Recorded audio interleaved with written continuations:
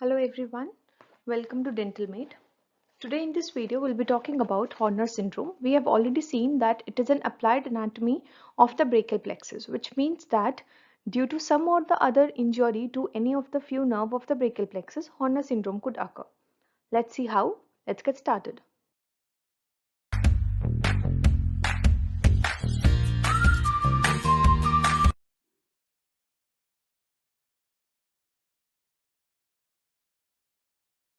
So this was the brachial plexus. It is a nerve, it is a plexus of nerve supplying to the skin, fascia and the muscles of the upper extremities. Now, what happens in the Horner syndrome? There is an injury to the sympathetic fibers to head and neck that leave the spinal cord through the T1 nerve. Now we have the T1 nerve. Okay, so this is because of this there is some kind of injury in this region because of which Horner syndrome occurs. Okay, so it is injury at the root of brachial plexus due to the involvement of sympathetic nerve which is contributed by T1. Okay, the area of injury is at this root. Okay, now this T1, it is injured proximal to the white ramus communicans to the first thoracic sympathetic ganglion. So we have an injury over this region which causes the Horner syndrome. Now this is also known as oculosympathetic palsy. We'll be seeing why is it known as oculosympathetic palsy. See, Horner syndrome is called so because of the symptoms which are seen because of the injury. Like due to the injury of this T1, the sympathetic nerve which is contributed by this T1 root, at that particular region injury is occurring and certain symptoms are being seen. Now these symptoms, they are like summarized as Horner. So Horner has its full form, which is representing the symptoms which are seen in this syndrome.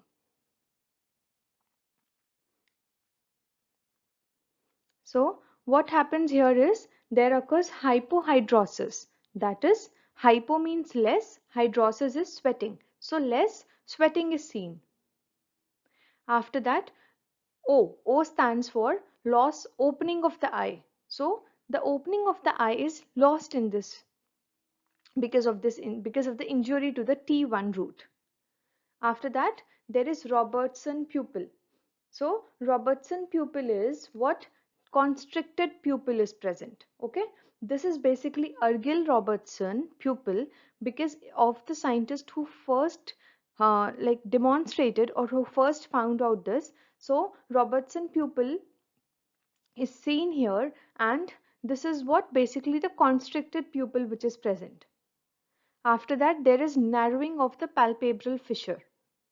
The palpebral fissure, it is narrowed in this due to this injury or in this syndrome. After that, the lower eyelids, they are elevated or upturned. So the lower eyelids are elevated, and last is there is retracted or sunken eyeball. The eyeball is retracted, like मतलब वो अंदर orbit में अंदर दिखेगा. Okay, so we have these particular symptoms of the Horner syndrome, that is hypohidrosis, the opening of the eye is lost, we have the Robertson pupil, there is narrowing of the palpebral fissure, elevated lower eyelid and retracted or sunken eyeball. Now this stands for the Horner. So from H we have hypohidrosis, O is the opening of the eye is lost, R is Robertson pupil, that is Ergil Robertson who first demonstrated this. N is the narrowing of the palpebral fissure. E is the elevated lower eyelid, and from R we have the retracted or sunken eyeball.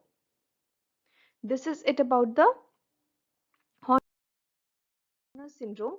Do not forget to like, share and subscribe to my channel. Do hit the bell icon if you don't want to miss any latest updates.